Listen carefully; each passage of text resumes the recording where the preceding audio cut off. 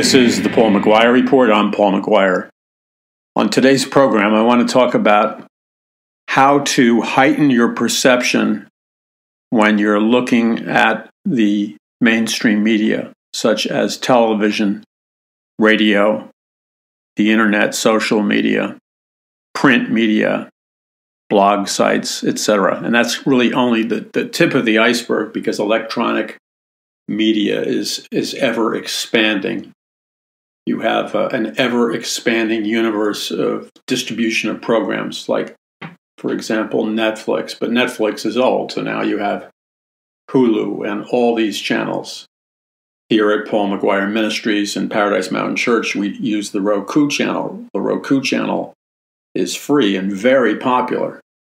You can watch all of the Paradise Mountain meetings where I've taught on Bible prophecy, about 175 hours of intensive teaching, free. You can watch hours of it absolutely free. We don't charge anything. Like going to our Roku channel, and again, Roku is free. You simply go to paulmcguire.us, paulmcguire.us. Now, all of the new, laptops and TVs and stuff, they already have a Roku channel built in. If you have an older one, you can buy a Roku device off of Amazon or something for like $30 or something. It's very simple to add, and any teenager can help you do it in like 3 seconds. And not only can you watch our channel, there's lots of interesting channels, especially from Christians on the Roku channel. So in this ever-expanding universe of media, the key is that whatever media you're watching, viewing, listening, or participating in, you don't allow yourself to be manipulated. You don't allow yourself to be controlled. You're conscious. If you interact with the media and you don't consciously make the decision to put your filters up, in other words, if you think television news is your friend, you're a fool. If you think this media outfit or that media outfit is your friend, you're being very foolish. You need to have your guard up, and you need to use discernment, both spiritual discernment and psychological discernment. And when something is being promoted to you in the guise of giving you news, under the guise or under the disguise of giving you news, you're being fed propaganda, indoctrination, mind control. When I first started using those words, those were considered kind of out there words. For most people in America, I would say they're still out there words. But I was in the car a couple of hours before entering the studio listening to somebody on the internet who's a financial expert. The guy is the author of a couple of very best-selling books on acquiring wealth and stuff like that. But he does it from a totally unorthodox approach. But he delivers results for the average person. And he used these terms over and over again. And he wouldn't have used these terms 3 or 4 years ago. It would have been too far ahead of the curve. I was using the words because that's the subject matter that I deal with. But he was talking about the fact of being hypnotized by teachers in the educational system, by his poor father. Now, this is going to give away the author to some of you, because he's a best-selling author. But I guess he was raised, this particular author was raised by a poor father who meant well, who was a teacher, and he was also raised, I guess, in part by a rich father and a wealthy father. And so he wrote a couple of best-selling books contrasting the advice that he got from his educated but poor father with the advice that he got from his rich father. And he was throwing out some terms, but what he kept saying, as I was listening to him today, he kept saying when he went to school that they were subjecting him to hypnosis and mind control. In other words, brainwashing young people who don't know anything about money to think of money like most poor people do. And by poor, I mean working class, middle class, etc. And this famous author was saying that they teach their children to get a good education, to work hard, and to get out of debt. And that's probably how you were raised. Maybe you weren't. I was raised that way. But the author made the point of saying this, that his wealthy father never, ever, ever used that kind of terminology. And that really wealthy people never use that kind of terminology at all. They don't think in those terms. They don't think in terms of, quote, just getting out of debt. They use debt to finance making more money, to finance projects. Now, I want to give a disclaimer here. I'm not pretending to be a financial planner on this program. So I'm not even going into that area. That's a specific discipline.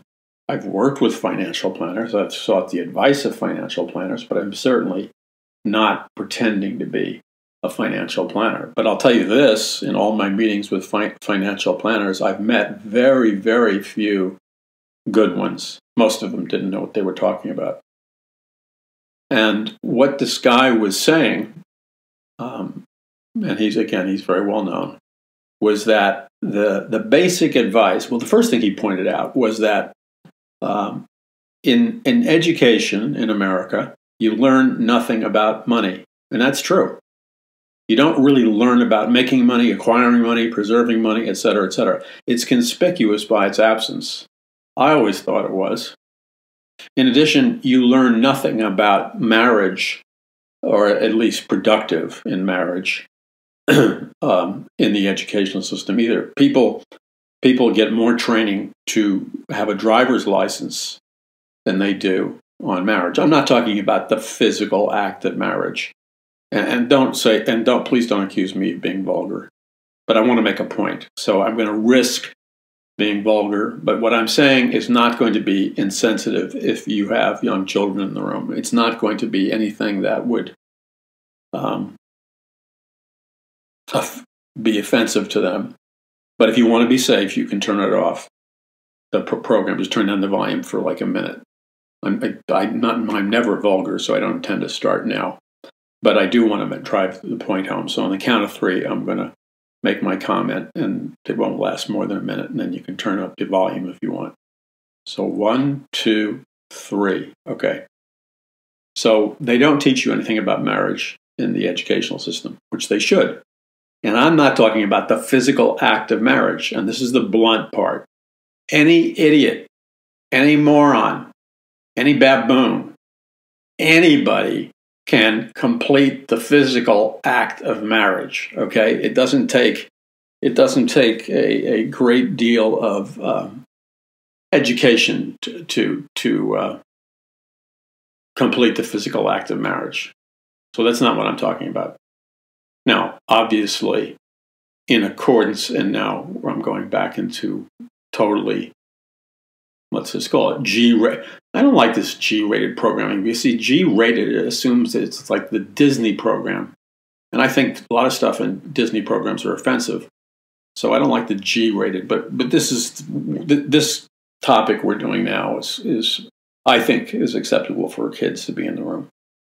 So the point is that there are things that go along with the physical part that have to do with realities such as the possibility of getting pregnant, how to prevent getting pregnant, abortion, all these other things. I'm not saying that those things shouldn't be taught, but I'm not sure that they should be taught by a secular system that has a hidden agenda to destroy or eradicate Christianity and is militantly pro, I don't like the word choice, pro-death. I don't really think that they should be educating our kids in this area. But let's be real. Let's be real. There are a lot of parents out there who give their children, their kids, even when it's age appropriate, zero education in the area of being responsible, et cetera, how to prevent pregnancy, et cetera, et cetera. They give them zero education. And that's a disturbingly high percentage. All right. So the point is, when I talk about you don't get any education on marriage, you don't get any education on like how to stay committed in a marriage, how to solve problems with communication in marriage, the seasons of a marriage, because our society doesn't even emphasize this anymore. Even when it didn't give any teaching. So marriage is very important. And I'm not just talking about biblical marriage. No matter what your perspective, secular, alternative, traditional, or whatever, there are basic principles in marriage that have to do with love. I'm not talking about the physical act of love. Like I said, anybody can do that. I'm talking about agape spiritual love, where you love the other person more than you love yourself. And that's the glue that makes marriages work. But people receive no teaching on that. And so is it any wonder the divorce rate is skyrocketed? Is it any wonder that even in Christian circles, evangelical Christian circles, all the data, all the statistics in evangelical Christian, among evangelical Christian teenagers and young adults and adults, whenever they do a poll, the behavior, the thinking, the beliefs, the actions of the Christian culture, of the average Christian man and Christian woman, are usually exactly the same when they poll them as the average non-believing man and woman. So the average non-believing man and woman thinks, acts, and behaves in their regular lives just like the so-called evangelical Christian does. There is no measurable difference between the two groups, despite the fact that one group claims to be believing in Jesus Christ and the Word of God and the other doesn't. But there's no measurable difference in terms of behavior, attitudes, belief systems. So is it any wonder that, and this is, I'm not saying this for the purpose of putting anybody down or being judgmental. If you have been married more than once, which probably would be the majority of the people listening to this program, or if you've been married twice or whatever it is, I'm not here to put you down even remotely or to be even remotely condescending. So I want you to understand that.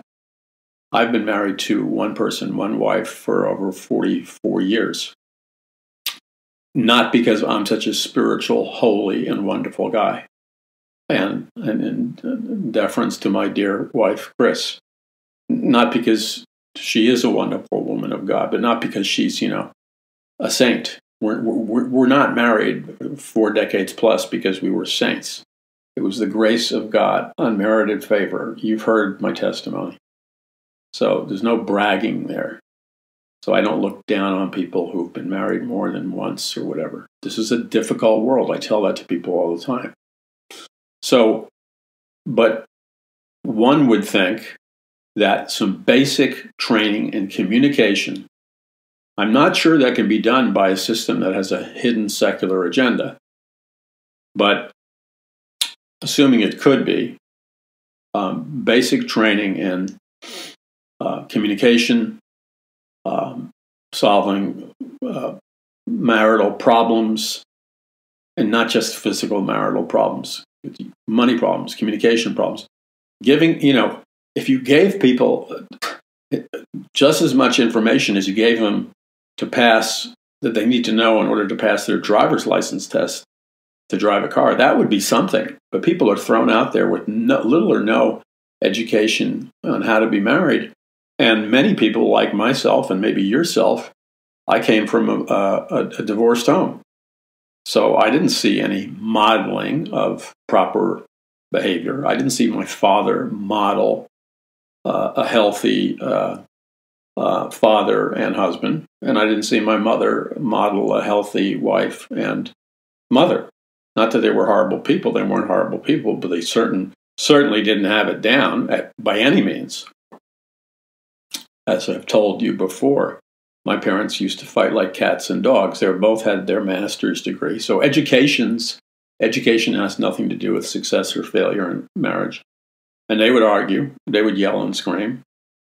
And my mother, I remember sitting in the kitchen, and my mother would hurl white dishes. I mean, she would fling them like frisbees at my father, and all I would hear was the explosion of the the explosion of whatever the material the dish is made out of, ceramic or whatever it's made out of, the ceramic dish shattering against the wall as she would issue forth a bunch of profanities towards my father.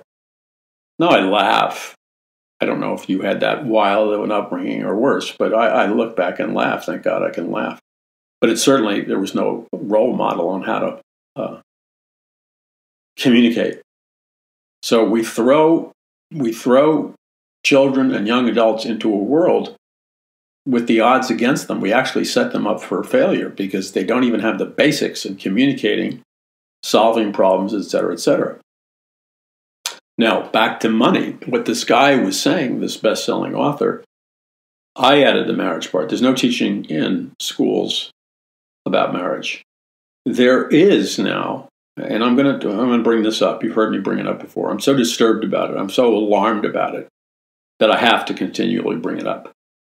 If you're not aware of the fact that, yes, your child has been going through sex education curriculum in all public schools, and I think many private schools, in order to receive certain funds, have to teach their children sex education. Now, we're not talking about the birds and the bees. We're not talking about physical anatomy 101. Now, this part here, I'm going to give you a heads up. I'm going to probably talk 2 or 3 minutes in the most graceful, polite, dignified way I can. But I have to communicate the nature of the curriculum that is being taught or is going to be taught, or your child is currently being taught it now. I have to describe as delicately as I can the curriculum, because if I don't, my warning will be absolutely meaningless. So in the count of 3, I'll probably talk for about 3 minutes on this. I'll be very delicate, but unless I outline the nature of what your child or young adult is going to be exposed to beginning at 5 years old, all right, and by 9 years old, anything goes. Not only does anything go, it's all considered the new normal. So at the count of 3, I'm going to just give you a brief description. All right. Otherwise, this communication is meaningless because a lot of parents have no idea. I had no idea. My kids have graduated college, are out in the working world. So I wouldn't have known had I not run into this article on parents protesting what was going on in schools on a Christian news website. So at the count of 3, I'll begin. 1, and you can turn the sound down if you have young children. 2, 3. Okay. There are numerous organizations uniting together to they call it educate. It's really indoctrinate your children to highly explicit, XXX rated, that's right, sex education programs. Okay, and some of the programs are called CSE, Comprehensive Sex Education. They are being carried out by school districts, the NEA, the UNESCO, which is part of the United Nations, organizations called SICUS, I think that's SEICUS, and numerous other so-called humanitarian organizations, United Nations type organizations, in conjunction with the teachers' associations and school districts across the country. Now, they begin this new comprehensive sex education. This isn't theoretical. This is already operational. It could be very well happening right under your nose. You wouldn't know about it, though. So I read the article in the Christian news site, and I was shocked. But like I always do, I'm not going to take the word of some journalist concerning what the curriculum is. They spelled it out. Basically got the idea. But I'm not going to. A lot of people exaggerate. Okay, so I went to the actual SICA's site. I went to the Comprehensive Sex Education site. They had the links for this in a legitimate Christian article, and I was wary of what I was going to get into. So, beginning at 5 years old, they hyper encourage your young child to masturbate. I won't say anything more. Aggressively promote that, teach them how. Okay? I'll leave the rest, you can fill in the blanks. That's not the place of education, all right? But that's not the worst of it. By the time they're 9 years old, they are being aggressively introduced to every possible sexual practice there is, with the exception of just a few practices. They would be exceptions because they're against the law criminally. Okay, like you can't kill somebody, and I really don't want to be disgusting. But there's very little off the table. There's just a few things off the table. And so what they're doing in the classrooms, they have professional sex educators come by. I was horrified. I saw a picture. This is from the parental group that protested. I saw a picture of a professional sex educator. They send them to the different classrooms. And do not be offended. I'm simply reporting to you what I saw. And she was dressed, but she was very theatrically. This is going to be offensive to some of you, but then you're going to have to turn it down for adults too. Okay, it's going to be offensive. I can't tell you the truth without being offensive. But you shouldn't be worried about you being offended. God help our children. The offense, that's what we should be offended about. Okay, so this professional sex educator, and they send them to all these school districts. Female, I guess she's 35 or something. All right. She is showing and giving a graphic demonstration on the many different ways you can use different kinds of vibrators on your body. And she simulates everything. The only thing, though, is she's clothed. But the simulation is so graphic, you can fill in the blanks. I was horrified.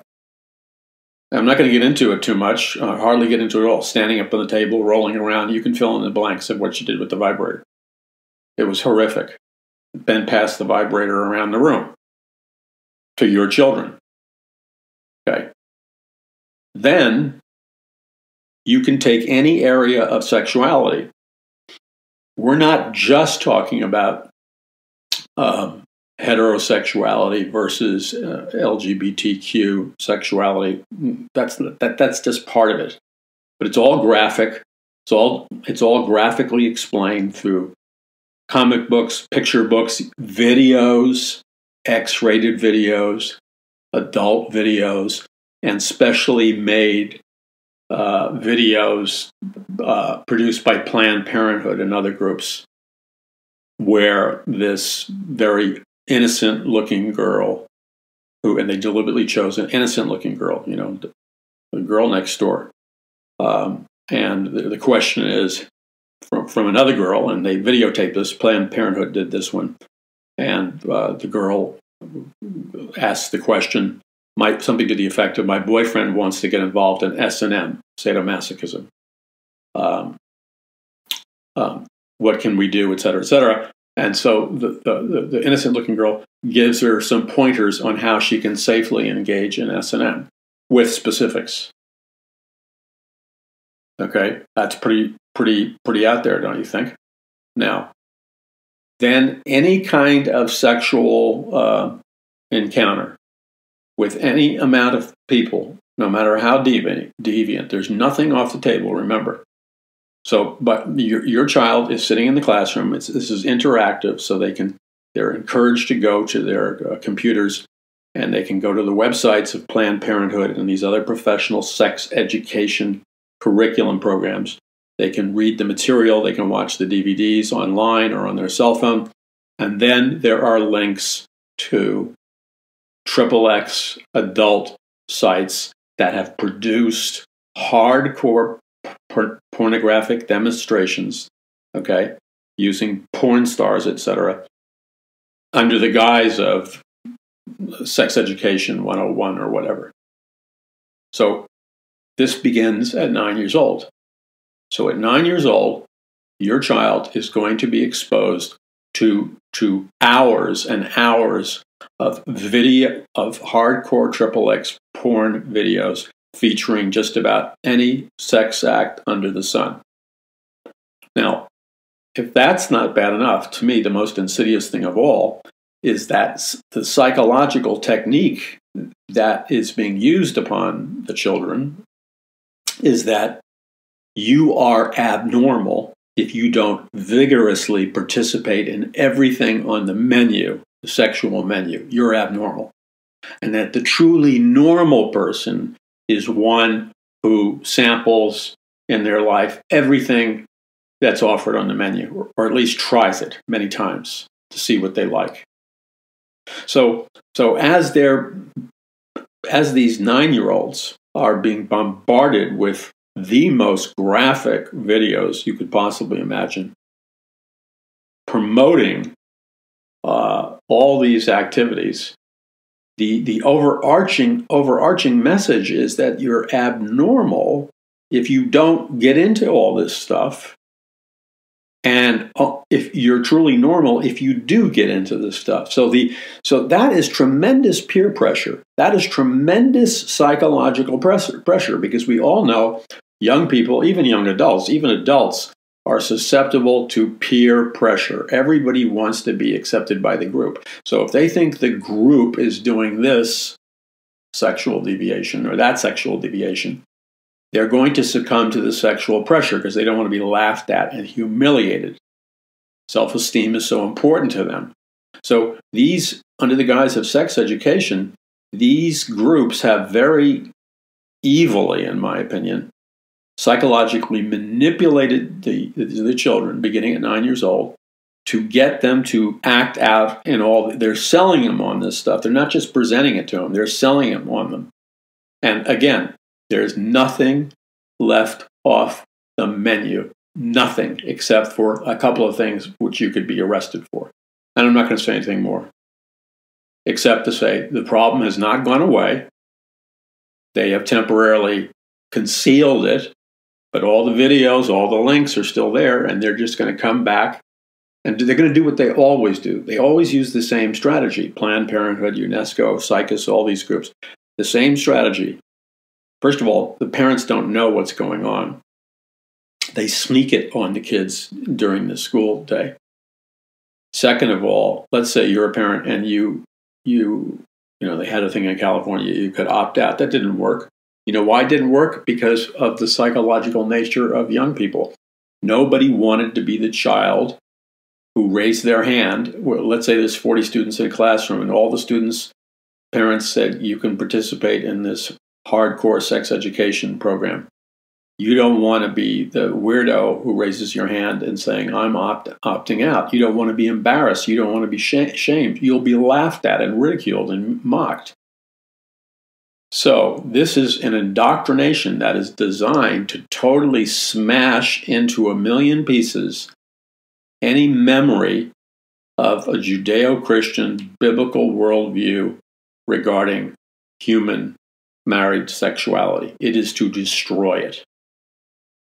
Now, you need to know that. I didn't exaggerate one iota. If anything, I downplayed it because I wanted to respect your sensitivities. I certainly didn't amplify. I could have gone into more specifics, but I didn't. But this is what's going on. So the point is that when you read my book, and you've got to read it, okay? I didn't write it just to write a book. You know that. I've written 34. I didn't need to write another number 35. But the book includes this, but more importantly, it includes the reasoning why they do this. The hidden agenda you will never hear of why the hardcore sex education videos and curriculum and basically manipulate them into physically hands-on experimenting with it, despite the fact that a lot of the things that they're advocating can create physical harm, psychological harm, and a whole spectrum of physical diseases because it's unsanitary. Why do they do that? Well, when you read my book, The Greatest Battle for the Hearts and Minds of Mankind in the History of the World, and you read the chapters I have on the Frankfurt School Marxists who designed a cultural revolution, and the sexual revolution is part of the cultural revolution. And then when you understand how, I explained it very simply, the psychological dynamics of socialism, communism, and Marxism and the Frankfurt School. Don't be afraid of those heady titles. I explain it really in a fast-moving, really easy-to-read style. But here's the bottom line. The communists, the socialists, the social engineers know that once, in any society, once they fragment sexual morality, once they destroy traditional sexual morality in a society, such as what they're attempting to do through the school systems, what always happens is once you smash and destroy Christian morality, what always happens afterwards is there's a psychological demolition that occurs in the human soul of men and women.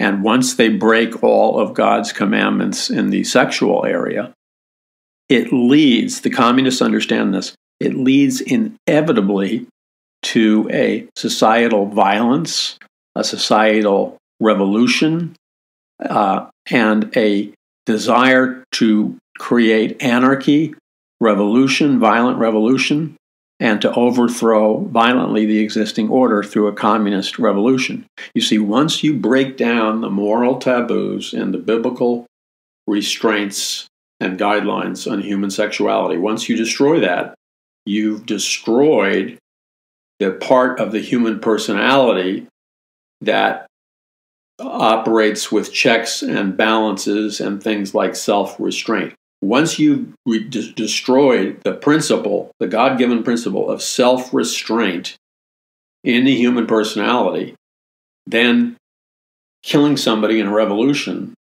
or for the cause of socialism is nothing. You see how it works? So for the last 125 years, you will see a pattern. You will see that in all these societies that were undergoing socialist, communist, Marxist revolutions, you would always see, as these totalitarian governments were rising in power, they would take away all of the freedoms of all of the people. So you would no longer have freedom of speech, freedom of religion, freedom of the press, freedom of assembly, freedom to bear arms, freedom from unreasonable search and seizure. You would lose every freedom, every freedom. The only freedom that these communist societies would give you unrestricted access to would be the freedom to participate and indulge in sexual immorality of every kind. So why is it that in every communist totalitarian society, they take away all of your freedoms, except in the area of sexuality, where they basically say you can do whatever you want? Is it because they're good and kind? No.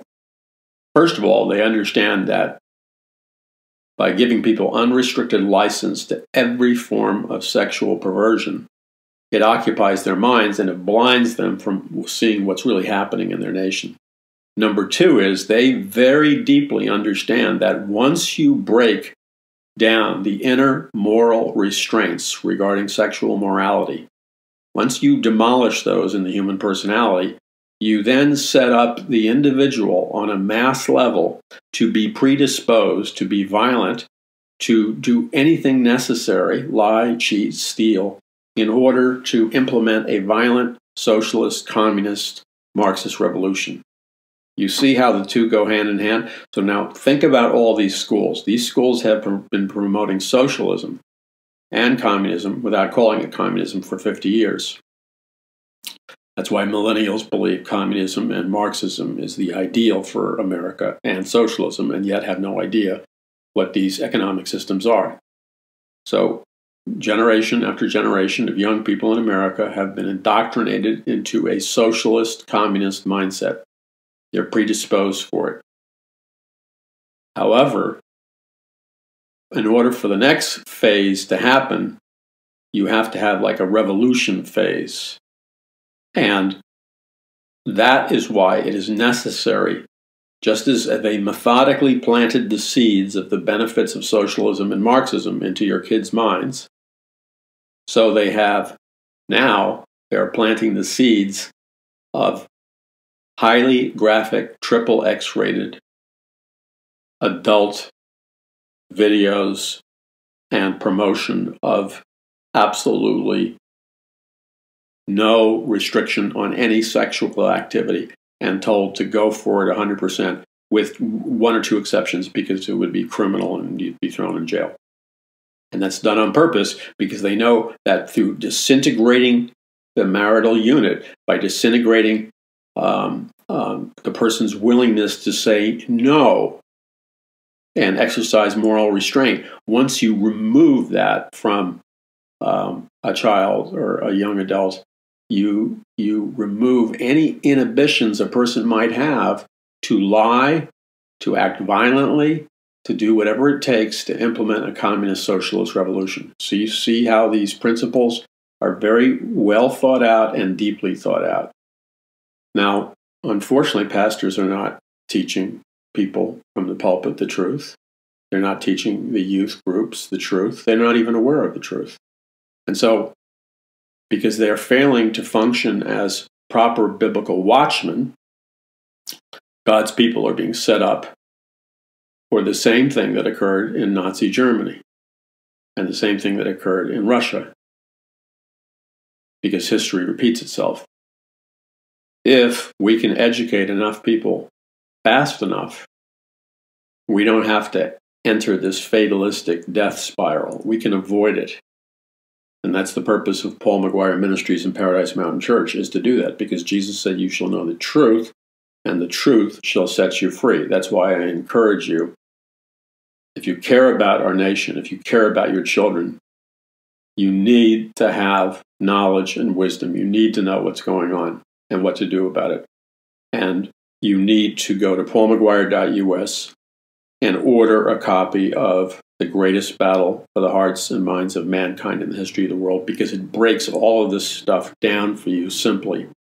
And on top of that, your youth group, instead of, teaching trivial pursuits, or your Bible studies, instead of teaching biblical trivial pursuits, when your house is on fire, you know what your priorities are. Get the house to stop being on fire and move to safety.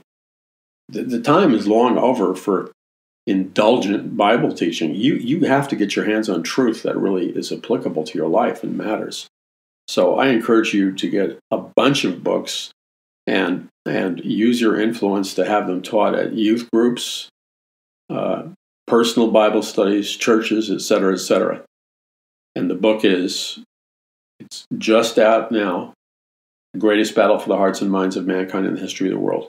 And it will teach you at a high speed, entertaining, fast-moving rate. This book is not a bore. It's easy to read. You need to get it, because if you don't know what's going on, how can you possibly stand up for what you believe in if you don't know the nature of the game that's being played on you?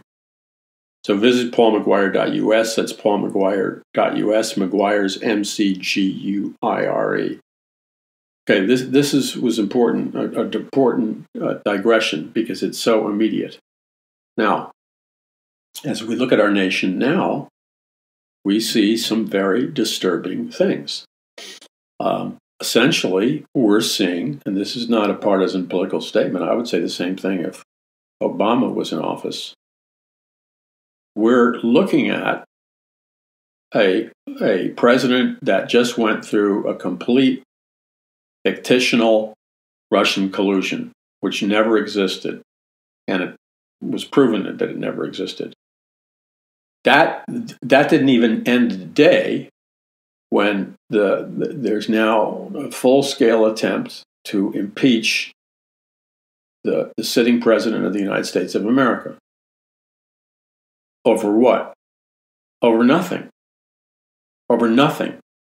There's no more substantive evidence of wrongdoing that warrants an impeachment of this president than there was any substantive evidence of wrongdoing in the Russian collusion. This is a completely fictional operation, but it's an operation being carried out right in front of your eyes by a merger and an unholy alliance between the deep state, certain political operatives, and this Orwellian media. And here's the takeaway from it, and this is what should bother you. In America, we're supposed to be voting for the office of President of the United States of America. And then the idea is that you respect who's in office even if your person didn't get elected. Okay, so you respect and you may have to endure it. That's just the way it is. Because our system of government is based on we the people. So the people vote for a president, and that president wins, and then that president is legally and lawfully allowed to function as our president. You don't get together people who represent the minority of the population who didn't get to see their choice for president get elected. They don't have the right to undo a legal election simply because they don't like who's in office and they don't like what the person stands for. Okay? That's what they do in communist nations. So what's going on now is nothing more than what they call a soft coup. A hard coup is when it goes into a military phase, when you start to see armed troops around the White House or things of that nature. That would be called a hard coup. But right now we're in a soft coup. But it is a coup. Everything that's occurring now is not the way our political system is designed to run. It's an illegal and abusive usage of our political system. So here's the problem, though. If the American people, both on the left and the right, both Democrat and Republican, if they allow a legally elected, lawfully elected president of the United States to be removed from office via a coup, because they don't really have grounds to impeach him any more than they had any grounds for a Russian collusion, you've set a precedent. And the precedent is that if you don't like who's president, you don't like the outcome of an election, then you can have a coup and make up charges and throw the man or woman out you don't want. Well, then you will have permanent instability and will eventually go to some kind of dictatorship, because our society isn't designed to function like that. So let's say next time around, it's a Democrat or liberal who gets elected into office, and instead of the conservatives and Republicans respecting the office of the presidency and the liberal who's in office, they now decide they're going to play the same game. They're going to have a coup, and they're going to drum up charges that don't have any substantive evidence, and they're going to illegally remove this liberal Democrat from office, because that's exactly what's going to happen. Once you start this, it's permanent chaos. And so that may be the real agenda, is to destroy the American institution of electing a president. So this is a very serious thing. And so you're responsible as a citizen to speak out intelligently, rationally. You're supposed to be praying for the presidency. but you're supposed to be voicing your opinion in the appropriate manner, a law-abiding, peaceful way. If you don't voice your opinion, if you don't stand up to be counted, then you're going to empower an illegal coup where somebody is illegally removed from office. And this hasn't happened like this before in the history of the United States of America. That's how serious it is. Now, the other part is we have increasing numbers of people in our nation, and I talk about this in my book, The Greatest Battle for the Hearts and Minds of Mankind in the History of the World, that have embraced what's called a socialist worldview. But there's no such thing as socialism. Any communist leader will tell you socialism is simply the seduction phase. Socialism is the stepping stone to get you hooked into communism and Marxism. Communism and Marxism has failed in every single nation that it's ever been tried in. That is an economic fact. It's not something you can argue or dispute. And this lie, this mythological democratic socialism, is non-existent. And I don't know what some of these politicians are talking about when they talk about Sweden being an example of a successful democratic socialist state. Sweden is on the verge of bankruptcy and economic chaos. So that's a complete lie. So you have to understand that in Marxist communist thought, which is really what socialism is, they, by their own definition, have given themselves permission to break all the rules.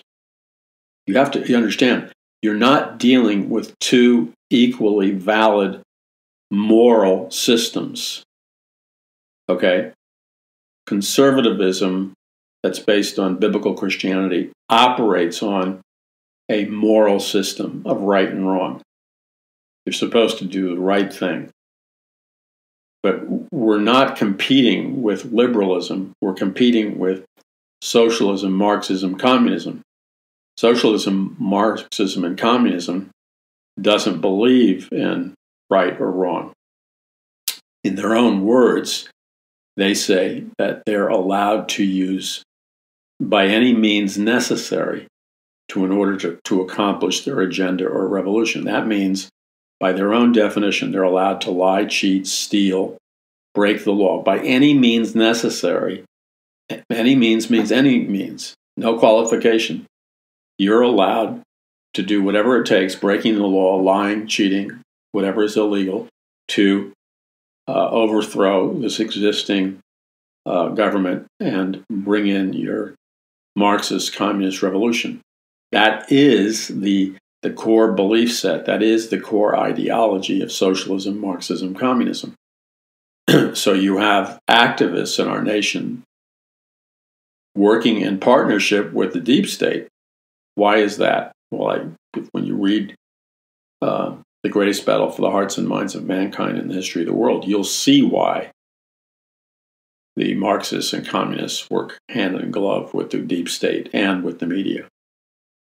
There's a financial connection between the three entities, as well as an organizational connection between the three entities. So you're not dealing with an equal playing field. You're dealing with an adversary who has no moral hesitation whatsoever to use any means necessary to accomplish their goal. So it's irrelevant to them whether or not there was really a valid reason for a Russian collusion investigation. It's irrelevant to them whether or not there's really a valid reason to impeach the president based on whatever. That is irrelevant to them. And you need to get over it and quit thinking about it because it's irrelevant to them.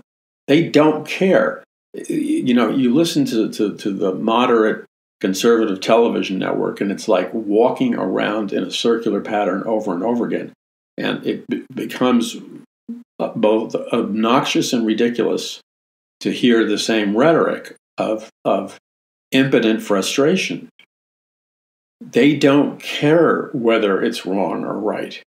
So to constantly argue from the position of making a moral appeal to a media or a moral appeal to the deep state or a moral appeal to these socialist, communist, Marxist activists,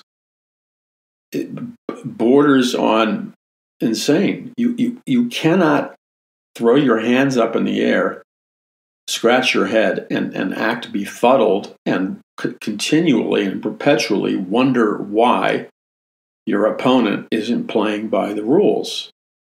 At a certain point, and that point should have happened 20 years ago at least, you have to come to the conclusion and to the historical fact that your opponent, by their own definition, does not require themselves to adhere to any moral values or any moral rules. They're playing a totally different game than you are.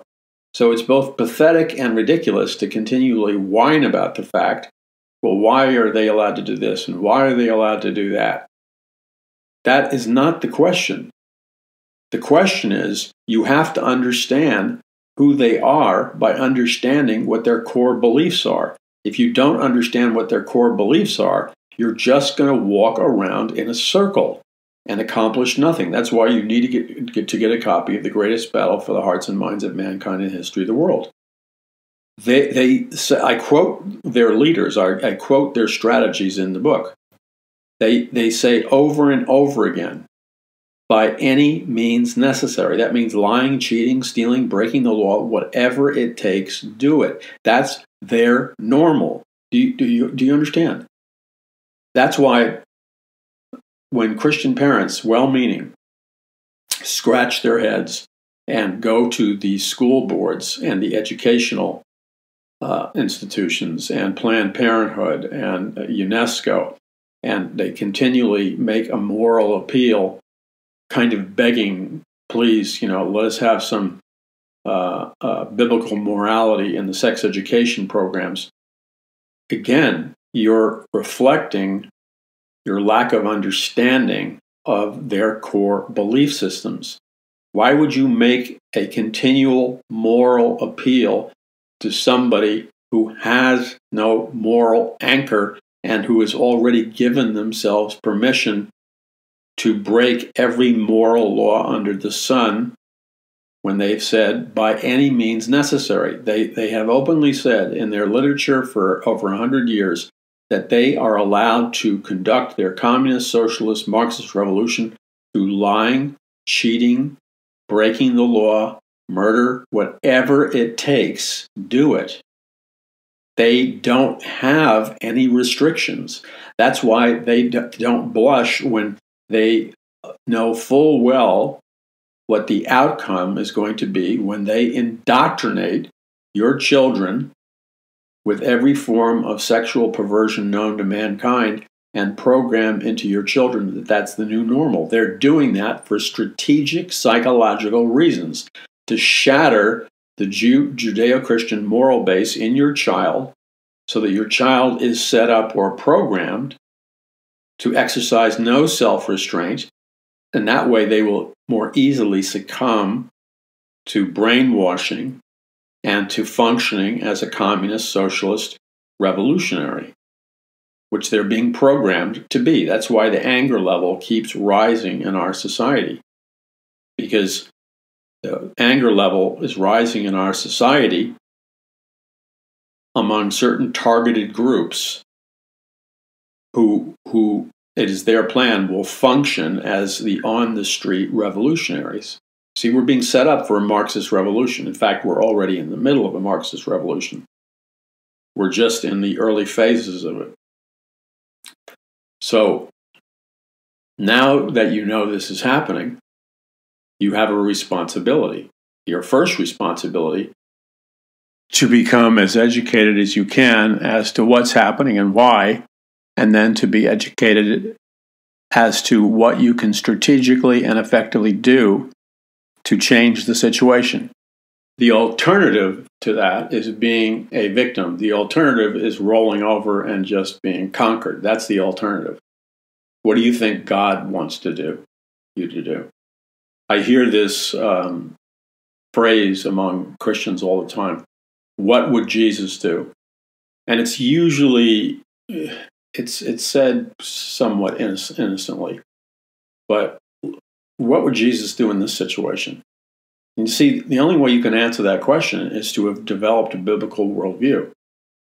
If you go into the Bible like most Christians in America go into the Bible and come up with some passage totally out of context, like Jesus would turn the other cheek.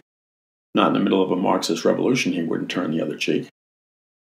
He wouldn't turn the other cheek. What are you talking about? You don't have any idea what the Bible says. You don't understand what your Christian forefathers had to do to give you the freedoms and rights that you have. You see, it's that kind of inane misinterpretation of the Bible that's paralyzing God's people. You have got to become educated. You've got to know what's going on, and then you have to choose to actively participate in spreading the truth as fast as possible to as many people as you can. It's in that way God can use America for its prophetic destiny. It's only through that way that we can win souls for Jesus. It's only in that way we can make disciples of all nations.